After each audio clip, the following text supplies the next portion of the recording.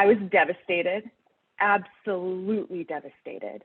When you think that when you have your life planned out and you're working towards something and you're trying so hard to make it happen, and then it catapults you and hits you right in the face and you're not prepared, it is a whole other level of pain. No season of life is wasted, and like it can be really difficult, and like bring those feelings to God when you're angry about waiting, and just ask him to show you where he is and what he's doing. Like, if God did not abandon them, he will not abandon me. And so I think that's so beautiful of your story. God did not abandon Maria, therefore God will not abandon you.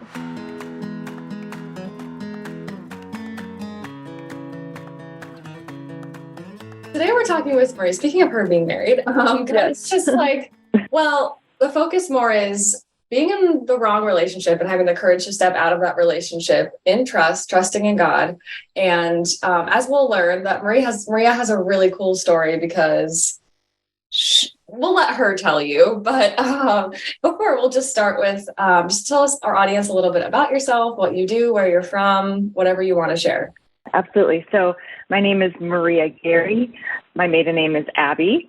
And just a funny little story. All my life, I couldn't wait to get married because I wanted a last name that wasn't also a first name. And then I married my husband, who also has a last name that's a first name. So it's just God, continuing to humble me, which is what I need.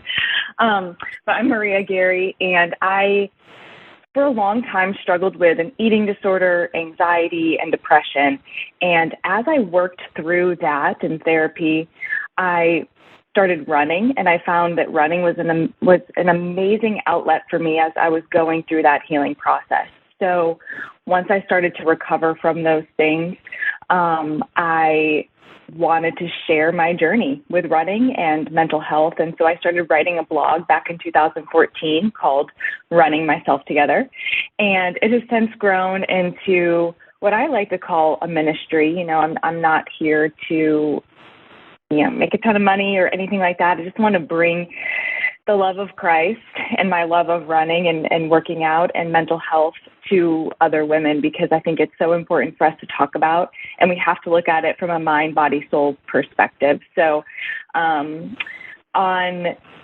the internet, on social media, I talk a lot about those things. And then I'm also a certified run coach and personal trainer. So I work to help women instill those practices within their lives and look at it from a holistic standpoint. That's how I first discovered you, was, I don't know, a long time ago. I think I might have still been living in Steubenville, right after I graduated college. So some years ago, and I was struggling with anxiety and eating. And so that's kind of how I discovered you. So it's really cool just to have kept in touch over that time and seen where life has taken us. But yeah, I definitely encourage our audience to, we'll leave all the links below, but check out all of Marie's resources and her coaching. I love the focus on mind, body health, because that's something we've talked about on this podcast before too, just like how our mental health and our physical health and our spiritual health are so interconnected. And if one is suffering, the rest tend to suffer as well. So I love that you found healing in an exercise, but it also helped your mental health. It helped your physical struggles as well. So yeah, I think that's so beautiful. And what a wonderful ministry, because so many other women are struggling in that way as well. Yeah, absolutely. And I always go back to scripture when I think about it. We are temples, our bodies are temples of the Holy Spirit. But we're also mind, body, and soul. So we have to take care of all of those things. And Christ even calls us to take every thought captive to Christ. So we need to make sure that our thoughts are that we're taking care of our minds so that we can take care of our thoughts. Yeah, for sure. Well, jumping into the interview, we want to talk about, so I know some of your story, and you wrote a blog post on this, which is how I first encountered your story. And I just thought it was such a beautiful story of God's providence and trusting in God and not really seeing what God's doing, and not really understanding, and then kind of seeing along the way, that God was there working all along, which is so much the story of so many of our lives. But it's just so beautifully illustrated in your story that you can see actually play out right in front of you, which is really cool. So yeah, I don't know where you want to start with your story, maybe about like the past relationship that you were in, and whatever detail that you want to share. Yeah, absolutely.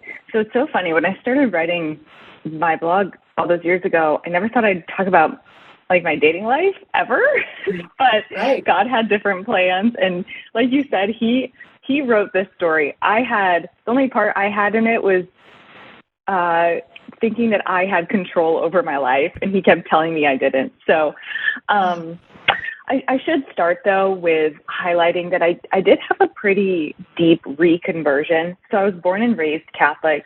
I always only went to Catholic school, Catholic college as well. But then in my early 20s and through my mid-20s, I don't want to say I fell away. I was always Catholic. I still went to Mass, but I wasn't living a devout Christian life. And so in 2017, I went on a pilgrimage to Spain and Portugal, Our Lady of Fatima, and had this deep reconversion and let go of a lot of the woundedness that I was carrying, a lot of the sin that I was carrying. And so that profoundly changed my life. And when that happened, I started talking more and more about my faith publicly and how much God preserved me from the way that I was living before and called me out of that. So it was a deep and profound reconversion. And after that, I shifted my perspective in terms of the men that I wanted to date. So I met this guy, and he was great, and he was wonderful. I was in this reconversion stage, so I was becoming deeply passionate about my faith again. And he was not Catholic; he was Protestant, but has a deep love for Jesus, and so that really drew me to him. And we hit it off, and we started dating, and it was great. And before I jump into the story, I do want to highlight that my goal is to be as charitable as possible and not to slander or talk negatively.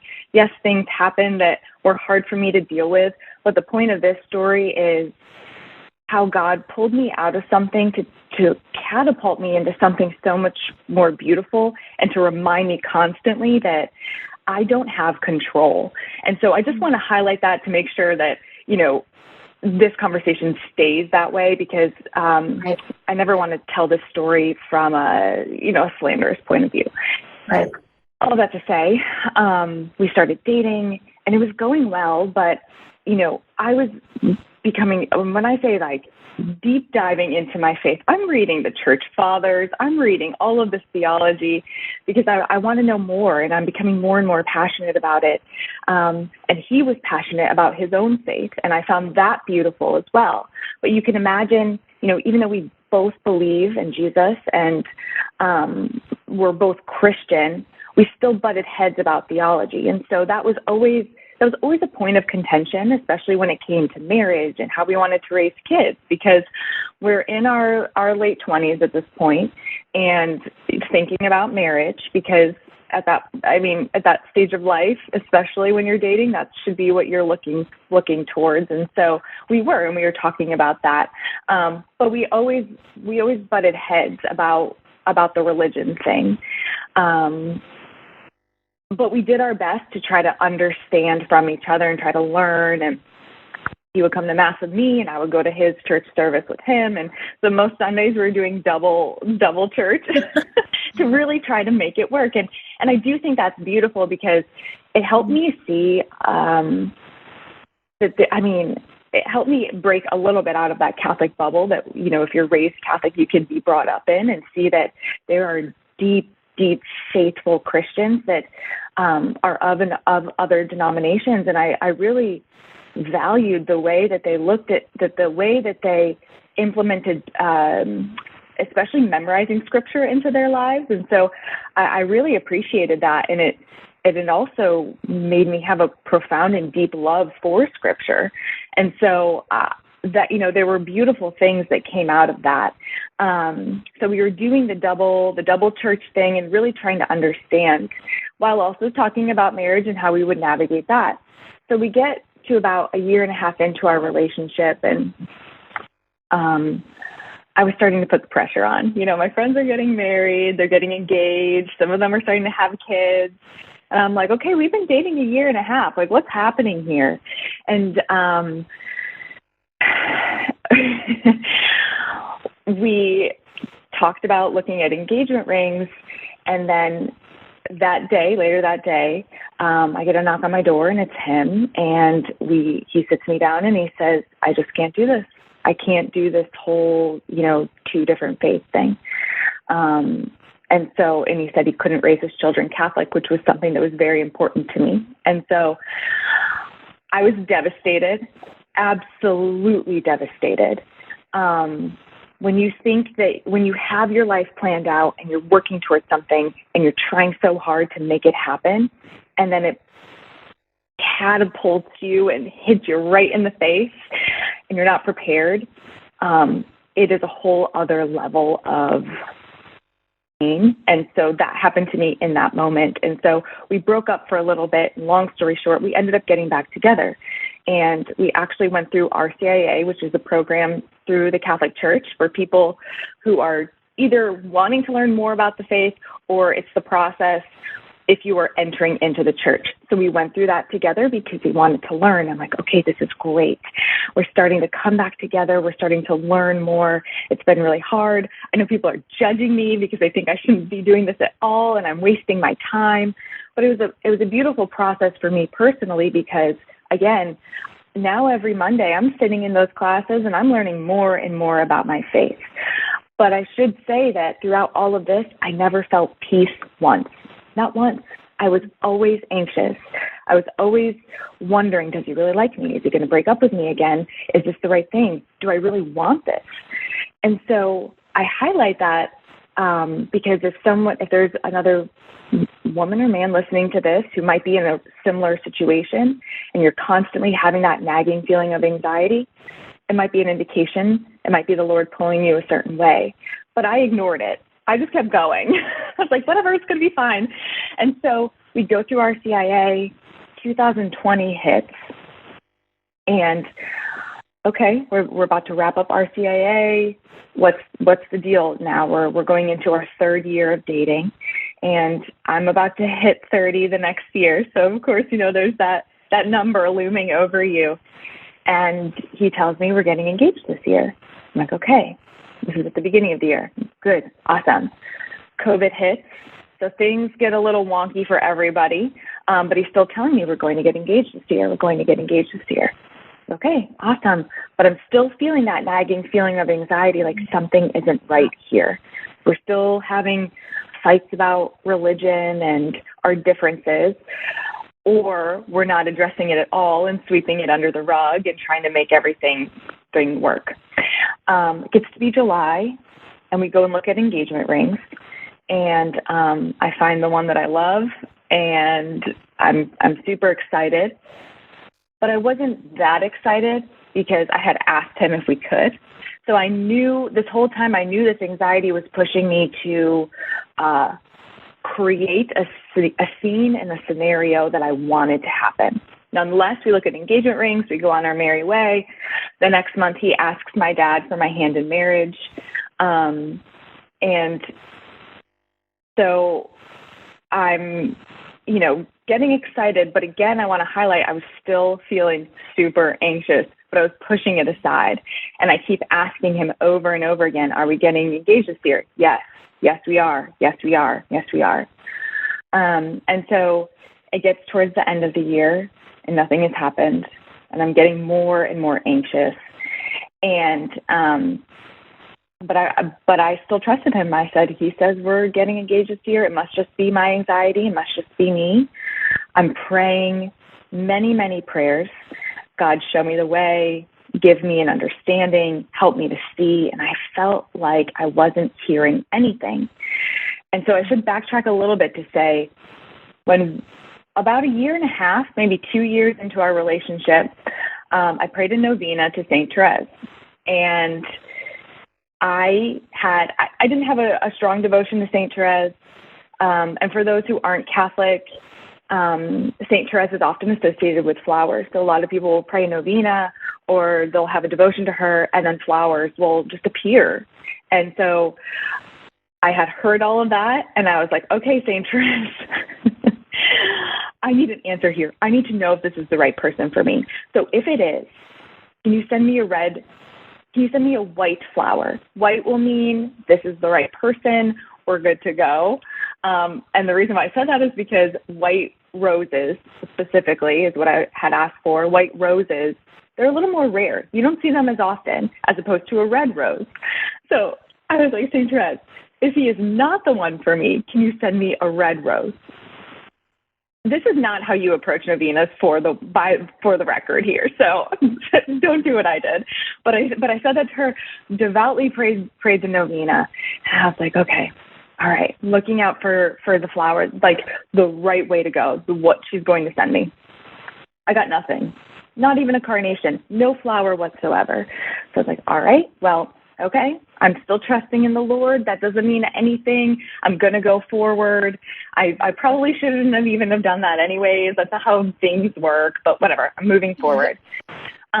So fast forward now back to the end of 2020, the year that I thought I was going to get engaged.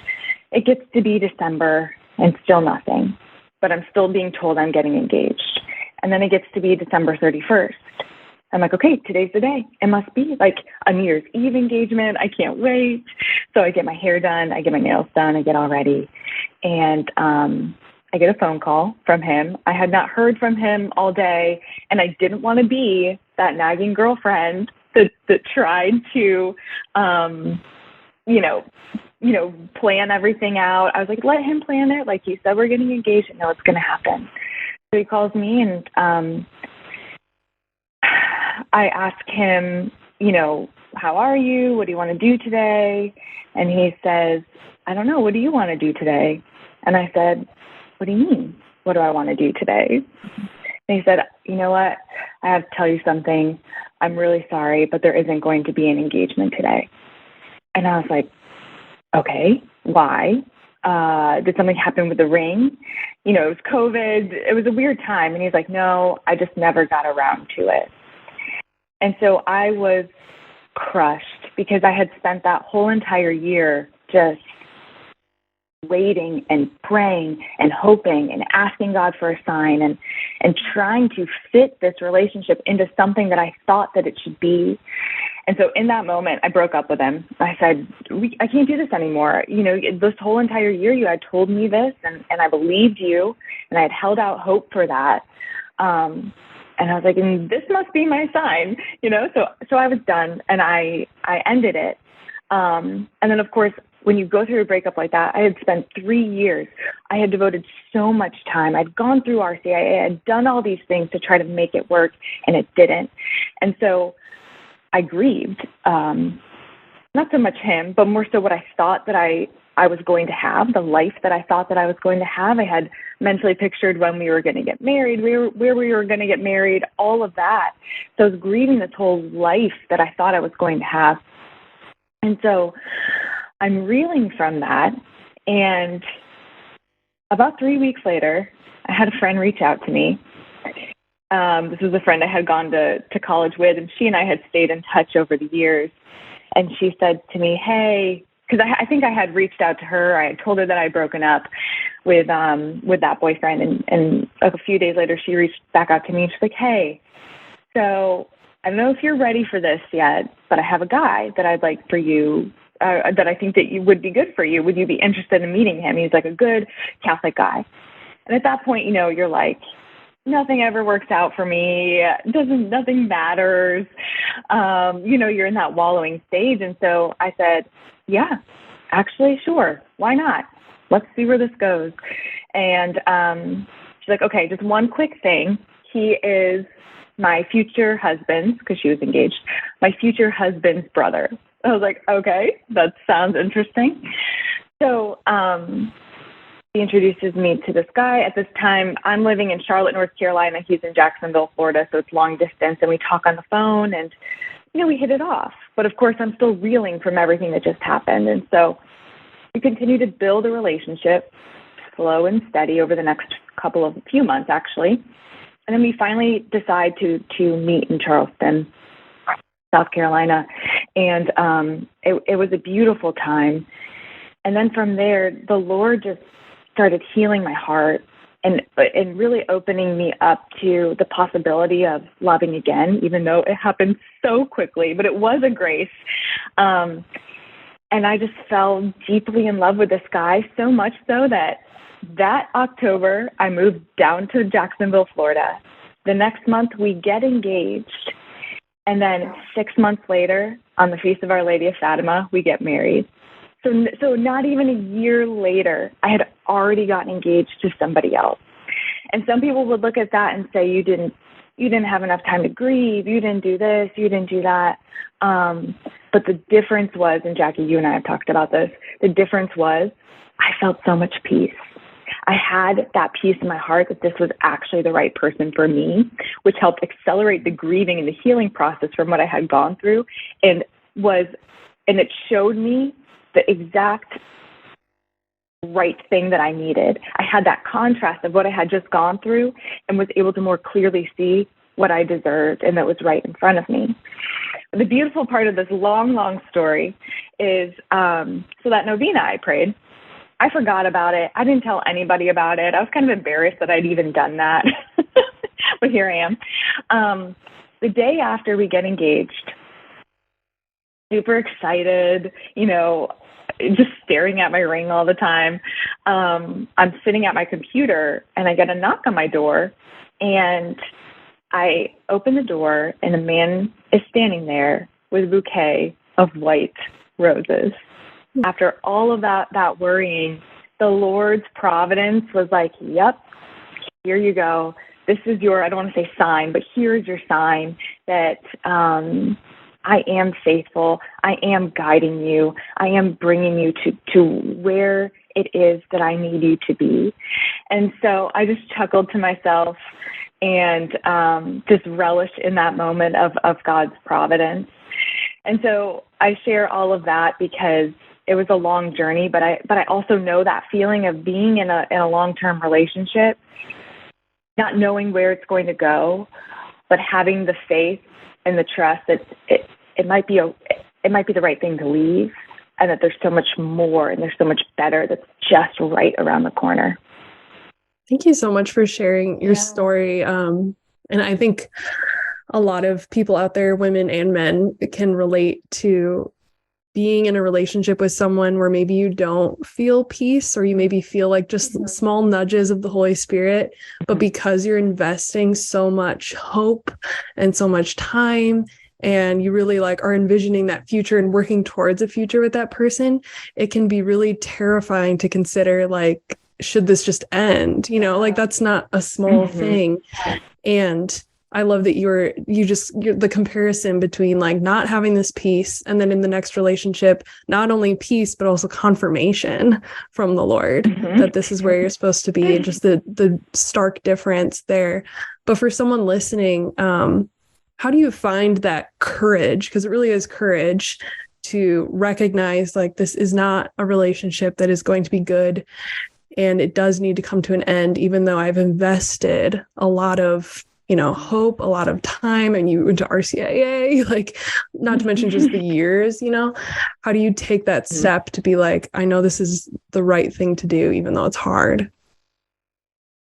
That's such a great question, because I'm sure there's not a blanket answer. And I didn't know that I was about to make that choice either. He kind of made it for me, because I had spent all year long waiting for this and being told that it was going to happen, and then it didn't.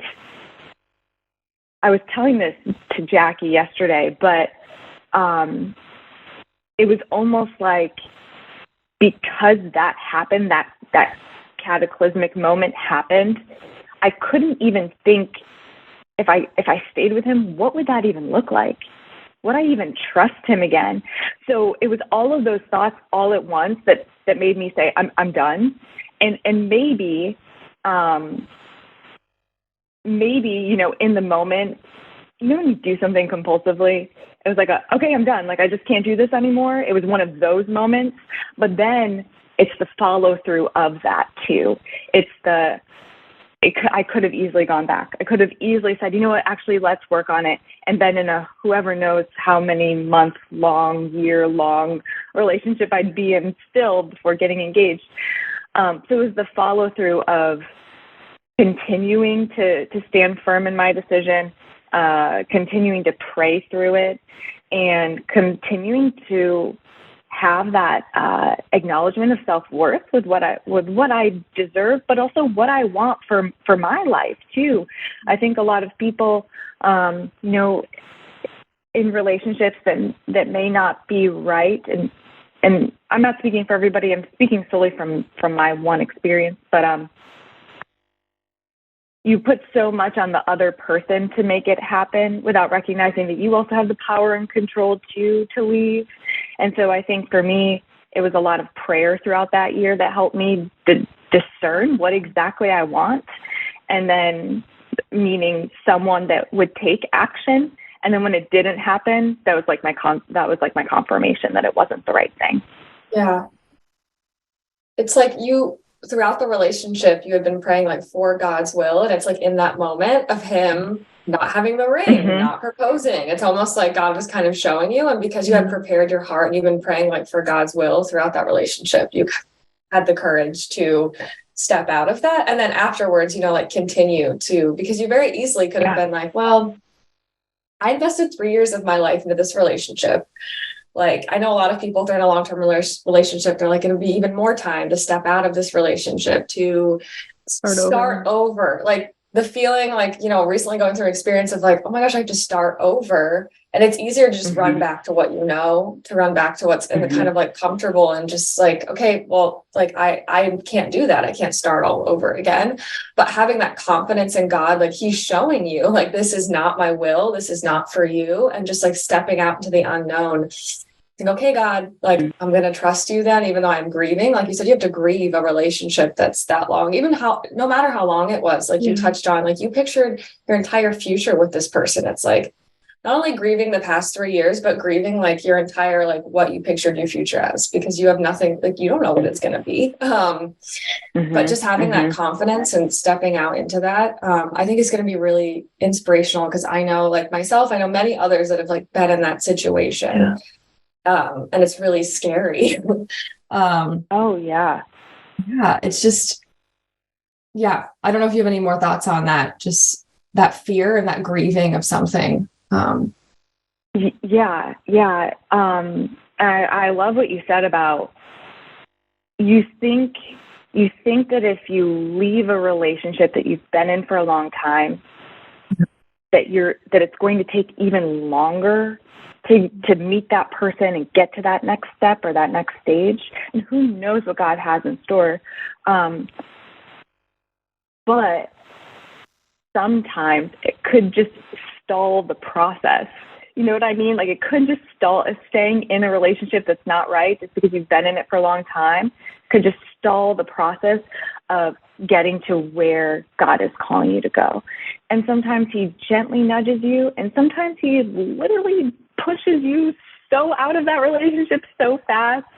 And it's like you were saying, it's the praying for God's will is the ultimate goal. For a long time, I prayed that person would become my husband and become all the things that I wanted him to be, which is unfair to him because he's his own person created in the image and likeness of God.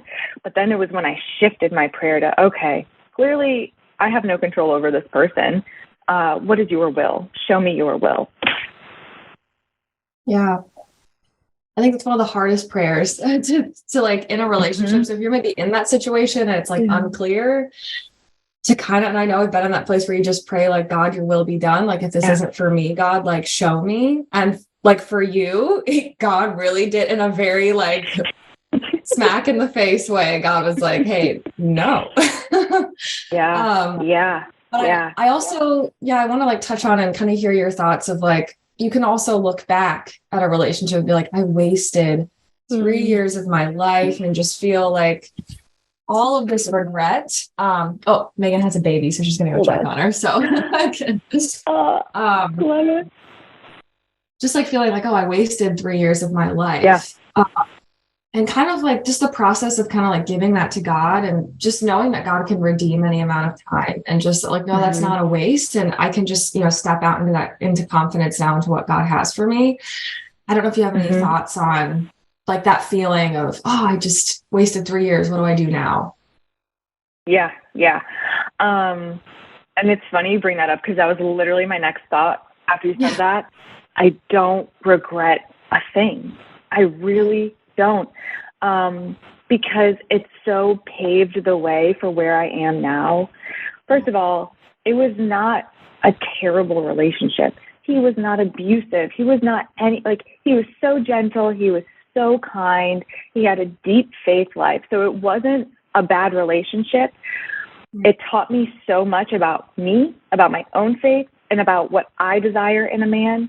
And so even though it was a long road and there were some really tough points, and it left me feeling very confused and unsure afterwards, it was very evident that the Lord had me go on that journey to pave the way for my husband, because then I could totally appreciate everything that my husband is. Goes through on what he's going to say. He's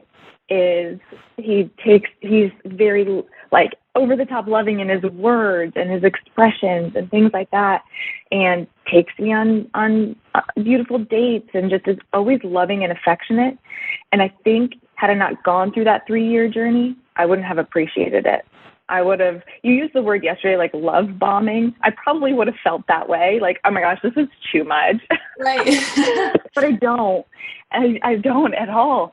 And I think I had to go through that 3-year journey to now appreciate what God had for me. And on the flip side of that, God was preparing my husband too. Like my husband was going through stuff too that he needed to go through in order for the both of us to be ready for the sacrament of marriage. Right. And I think as you're just talking, like how much God convicted you in your own faith and in your own beliefs, and that you like were not going to sacrifice that for someone, because you could have very easily, the first time, in your story, when he came to you and was like, listen, I can't raise kids Catholic, like we're going to have to break up. You could have been like, okay, fine. Like we don't have to, I know there's plenty of people that they make those kinds of compromises in their beliefs, and like not judging, that's right for them, but you knew that for you, like that was not what you were going to do. And it's just so cool to see in your story, because I know for a lot of people, like they might not see that immediate, like, I don't want to say payoff, but like for most people, like they're not going to meet their future husband like 3 weeks later after a breakup, but it's so cool to see your story, just like that God, even if that's not what happens, like God is using all of this in his timing and in his divine providence. Like he can use all of that to prepare you for whatever it is that he has next for you. You had a reversion on the Feast of Our Lady of Fatima, and then you get married on the Feast of Our Lady of Fatima. That was something that like in your previous relationship, like maybe wouldn't have been as appreciated because he didn't share your Catholic faith. So it's cool to see how God, like we think we know what we want, and God's like, no, I have so much better, but you just have to trust me. And that's so hard to do. So hard. And you're so right in saying the 3-week thing, people thought I was crazy. And I got very concerned about what people were thinking about me. So that actually did cause me a lot of anxiety. And then finally I was like, I gotta let this go, because I'm going to sabotage something that's really good, something that I feel peace about, because I'm so concerned about what other people think about me. Which is that's a whole other discussion. We can do a whole episode on that. Yes. But it's right, because it might not happen that quick for everybody. And I want to highlight that it wasn't like I met my future husband, and I was like, oh my gosh, this is the one, this is it. Right. You know, it wasn't like that immediate, like I know right away. I still had to grieve. The difference was my future husband at the time was like helping me through that process. And I saw his selflessness as I was going through that. And it just showed me like, okay, wow, this guy is just trying to be there for me. And that was really helpful. So I don't want to paint it as like, oh my gosh, and I met my husband and everything was perfect and fine. There were a lot of bumps to get to where we are now, for sure. Right. Yeah. And more of like, if you, any advice for someone right now that is going through a breakup, no matter how long it was, because it can be shorter or longer, but just like where you really are grieving, especially if you picture a future with this person, and just, advice for moving through that grief and having hope and just like that healing process. Yeah. Give yourself a lot of grace. It's going to come in waves. And there's going to be days where you're sad. There's going to be days where you're angry. There's going to be days where you want to run back. There's going to be days where you want to, I don't know, just run away. And feel those emotions, feel those feelings. Talk to trusted friends who will listen to you the million times that you call them. And then let it pass, and then accept the next time something comes through, and just understand that there's going to be a lot of waves. It's going to be like a roller coaster, and then you're going to start learning and seeing, okay, I've felt this before. We're just going to ride it out. I might feel it again, and that's okay. Kind of like accepting the things and the feelings that come through. Right. It's easier said than done. But leaning on those friends, I mean, the number of friends that I sobbed to and cried into their shoulder, and just like, I just remember distinctly one friend, I just had, my tears were all down the front of her shirt.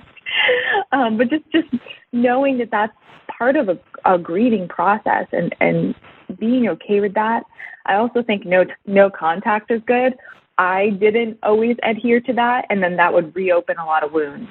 So no contact is also good, unfollowing on social media, asking your friends not to tell you if they see anything, like just no contact is kind of like ripping off the Band-Aid. And then a lot of prayer and asking for God's grace for healing. And accepting that it could take a long time, and that's okay too. And, one more thing. You can move forward with your life at the same time as you grieve. You can, when you feel ready, start dating again. You can, when you feel ready, travel. You can, when you feel ready, go do girls' nights or whatever it is. You can move forward and simultaneously grieve and feel sad and angry. You can do both. Right. That's all like such beautiful advice. I think that's the exact advice that I would give as someone that, has gone through that and is moving through that myself. I think like the best piece of advice that I've gotten about going through grief and like mourning something that like a future that didn't pan out is that it is going to be really difficult. And you have to like give yourself a lot of grace that like it will be painful and it will be hard, and like just letting those waves hit, because I think we can feel like, oh, this wasn't the right thing because I'm just in so much pain and I'm just grieving so much. Yeah. It's like, that is just grief. And I think that I've had to give myself like so much grief and just let the waves hit, like, because they will come and then they will pass and then they will come again. And then it's not linear, like there could be a week or a day that you're feeling better, or maybe you're going through the process like really angry one day or really like more accepting. And then the next day you wake up and you're like, oh my gosh, I'm just so sad. And you just need to like cry, and that's okay. And I think like the only way through grief is to just kind of go through it, and not to kind of shove those emotions down, but just like, I think what you said, like finding the friends that can be there for you in that and walk with you through that. And then also just anchoring yourself in prayer. And if you need to, like, if you don't already have a therapist, I know it can feel like, oh, I just like went through a breakup, but especially if it was something like long term, like I know that people told me similar feelings to like as if someone had died. And like just thinking like how serious like that pain, you know, can really be. To like talk to someone if you need to professionally.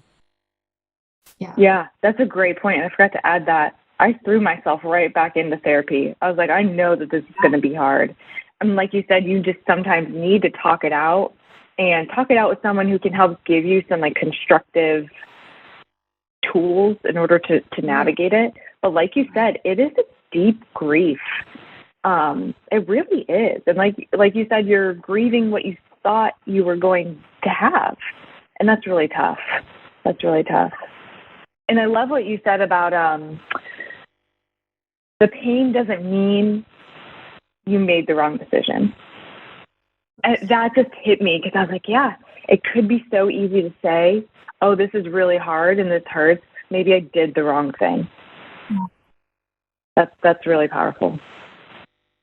Yeah, especially, I mean, if it's a decision that it was just made so obvious to you, it can be easier to kind of think that. But if you had to make that decision on your own, I do think that God, even amidst that pain, I think he does give this kind of peace of like, this was right. But that doesn't mean there's not going to be a lot of pain in it, which is just hard to accept because we want to think like God's will is always painless. And I can't speak to God's will or understanding the mystery of that. But sometimes, like getting to where he wants us to be, there's going to be suffering.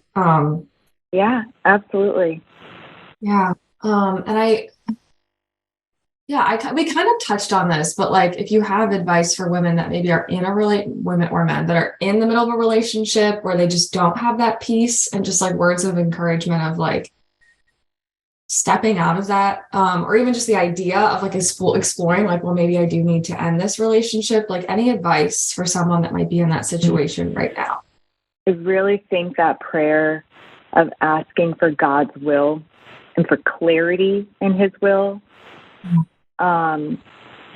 is really powerful, and trusting your own instinct too. Like I was saying, you know, you do have the power and the control. You do have power and control, and you do deserve to be in a beautiful relationship. And reminding yourself of that. Yeah. I think that it's so easy to forget that when we think that we want something so badly, even if it's not good for us. Right. It's like, no, I need to make this work. And then we're talking about dating relationships. I'm not talking about once you're entered into marriage. I'm talking about dating relationships when you're trying to discern dating. Just reminding yourself, you do have deep desires that the Lord has placed on your heart.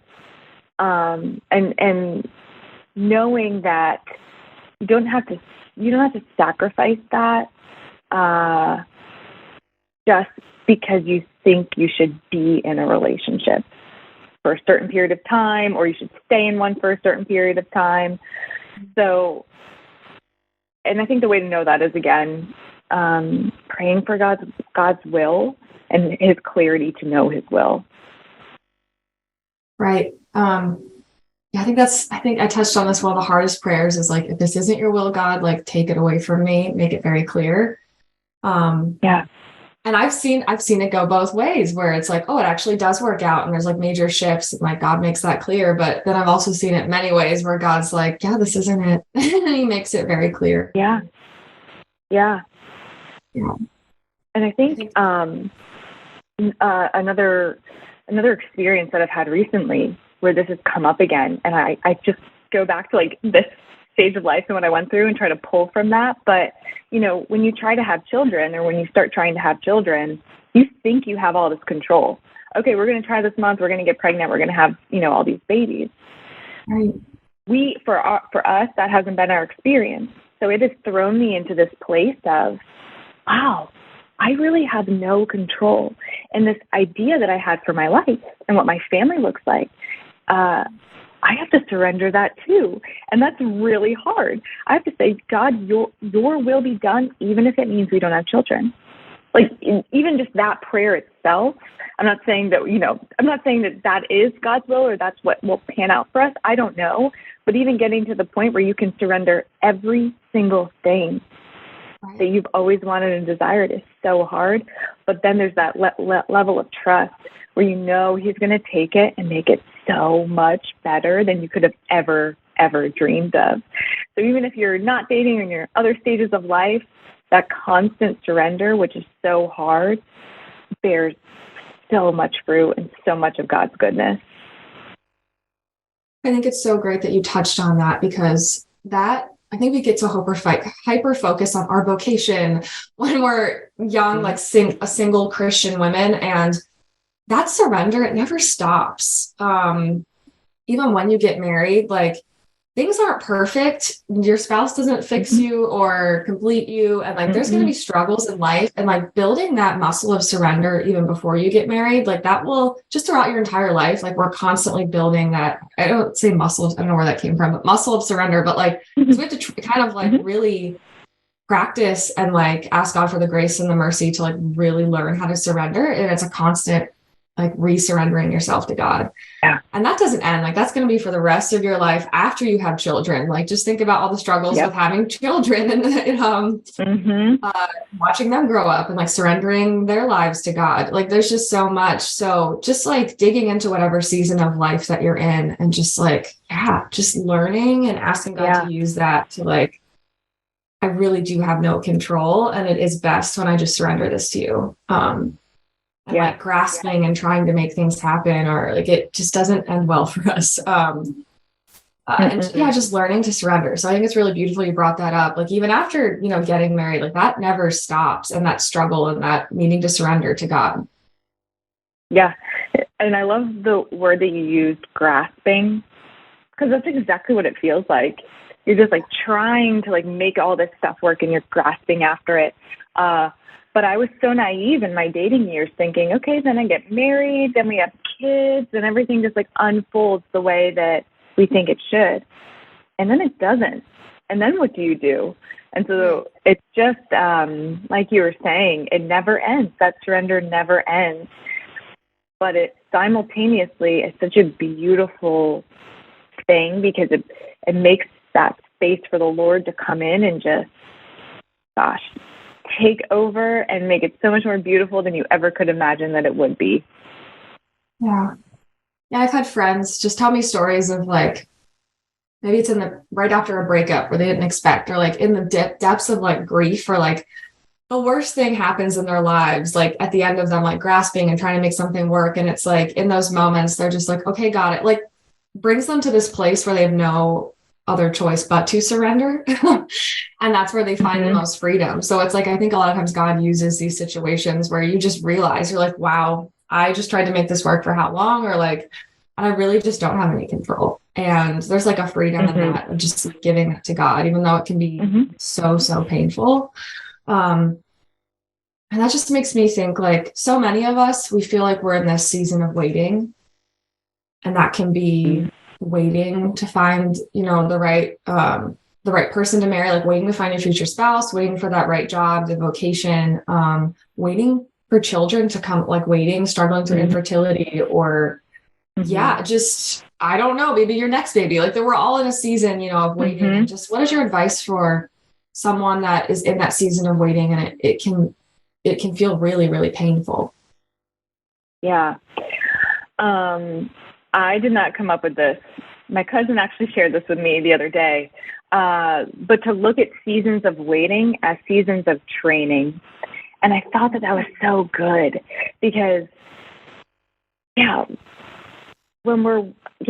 it's just such a beautiful reframe, because it's like, no, God has this season here for a reason, and he's training me for something. And I need to be in tune with that. I need to understand what it is that he's preparing me for and what I should be working on right now. And it reminds me of what a mentor used to say to me, like back when I was in my single years, use this time to build these holy habits, because once you get married and once you have kids, you're not going to have that much time anymore. So build your holy habits now.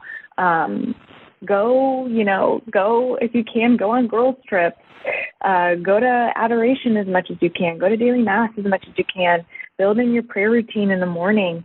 So that's just an example of using that time in a season of waiting as a season of training. So I've been doing that. Okay, we're married and it's beautiful and wonderful. We don't have kids yet. So I have this extra time. What am I going to do? Oh, I have the luxury of spending more time in prayer in the mornings. I have the luxury of being able to go to daily mass more often and using that as a time to, train, like you were saying, that muscle, the constant training of those spiritual muscles. And so looking at those seasons as seasons of training as opposed to seasons of waiting. Yeah, I love that. I heard, I think it's Jackie Angel, who she said, if you are a miserable single person, you're probably going to be a miserable married person too, because like so much of life is just finding contentment with where you are and just like really leaning into the Lord. Because if you're expecting like when I get married, everything's going to be fixed, I'm going to be great. She's like, listen, I'm married to like a wonderful man, the best of the best. And he still is not complete me and he's still not perfect. And like, there are struggles in life. And if you think that that's what's going to fix things, it's not. Or like maybe thinking, oh, when I become a mom, like this is going to be, it's like, you really have to learn to be content and happy, like where you are. And like, what is God constantly like asking, like, God, what are you doing in this season of waiting? Like, I'm here for a reason. So I want to make the most of it. Like, yeah, I think like that can be really hard too, as someone that's, I mean, I guess I'm only 26, almost 27, but like, still single and like gone through relationships and still like, oh, I'm not married. And it can be really hard to hear that. So like, I understand if you're listening to this, you're like, oh, I'm like, no, I'm with you on it. I understand.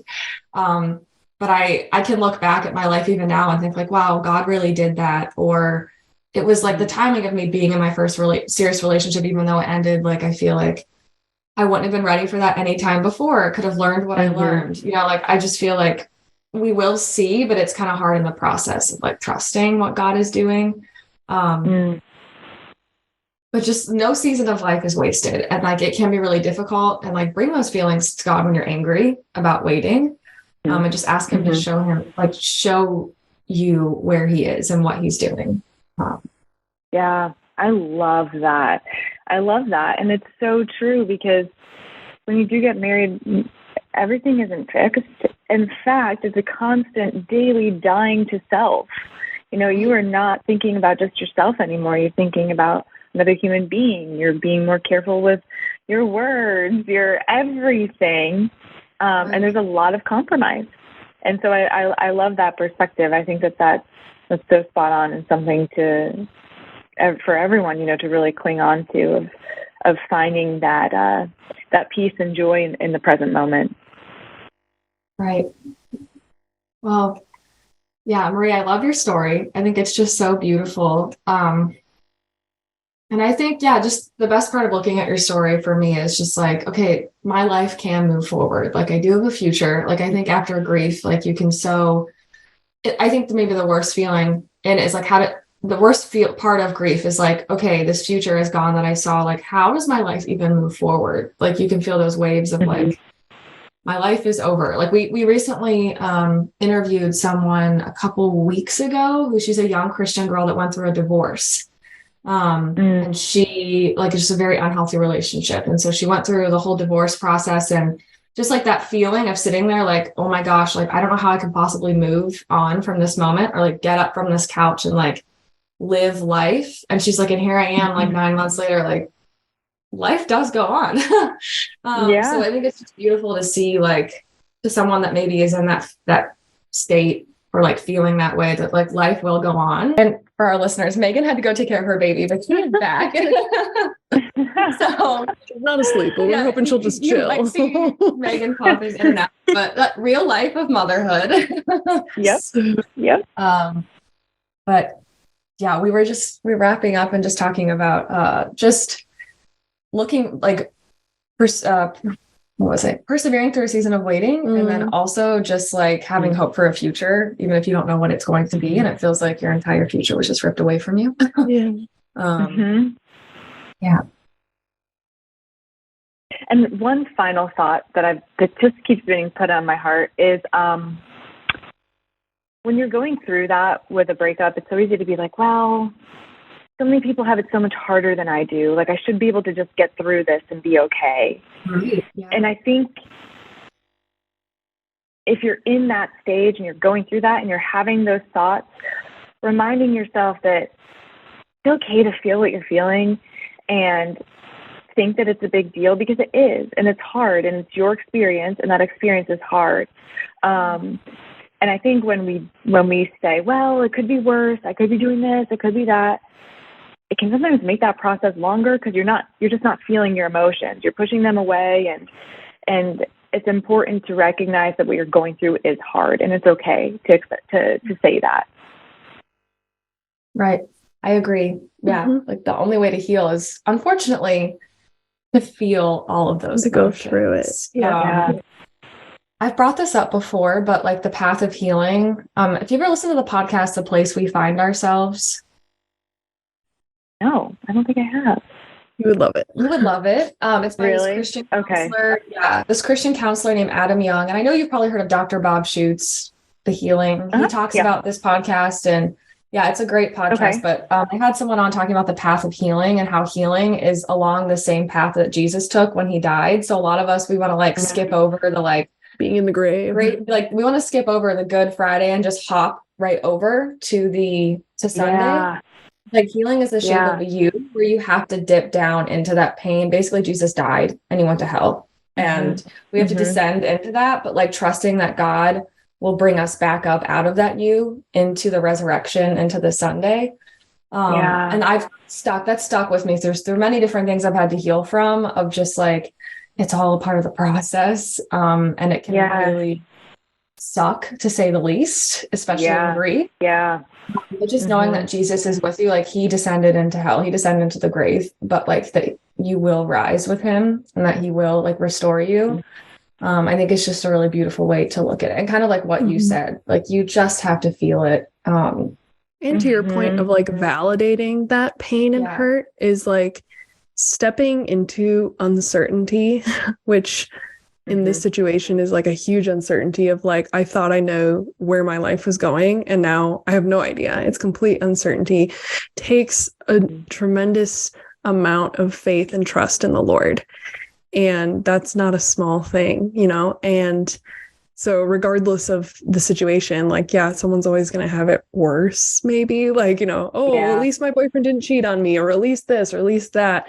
Doesn't actually really matter, because in that moment you're faced with complete and utter uncertainty, complete and utter mourning and grief for something that was taken from you. Regardless of how the circumstances got there, that pain is the same, and that pain is real. I love that. That's so true. And it's, recognizing that. Absolutely. And I think another thing is, especially when it comes to breakups, especially in your 20s, you're like, I'm running out of time. Yes. And it's so hard not to feel that way, because I felt it every single day. I'm running out of time. Your life doesn't end when you turn 30. My husband and I were in our 30s when we met and got married. So, and there are beautiful couples that I know that got married in their 40s and even later. And it's like, don't do the age comparison. Just don't do it. Don't go there. You have plenty of time. It's all in God's time anyways.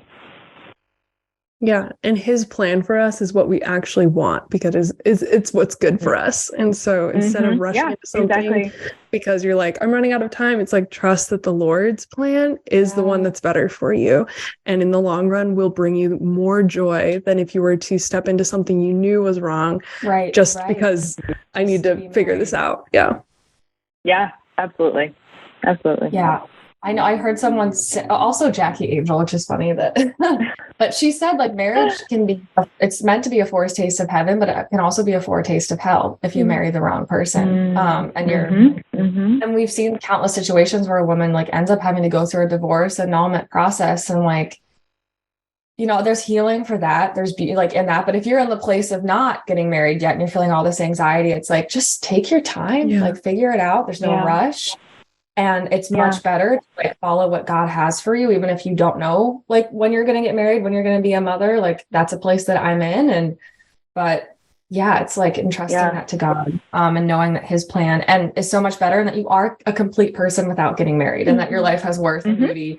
Even when you're not married, like there's so much good that God can do in your life if you're not in your vocation, quote unquote, you know. It's like God has our vocation is to get to heaven, and God has a way for that for all of us, like no matter what state of life you're in. So Amen. I think that's a big pressure that, you know, Christian women really face, and that's hard. We've all dealt with it, I think. Absolutely. Well, Marie, thank you so much for sharing your story. Yes. I think one of the biggest things that's like helped me when I'm going through something like this is like looking at someone that also has gone through it and healed, and like, okay, they can out on the other side. I can do it. And I think that's just so encouraging. I think the only good way to maybe compare yourself is just to look at someone and be like, okay, I don't know what timeline it'll take me, but like they healed, and like it is possible for me to heal. And because it can feel like you can't and you never will, because you're just in so much grief, but you can and you will. And like God has such good plans for us. And it can be scary, but it's always worth it to like step out in confidence and trust in God.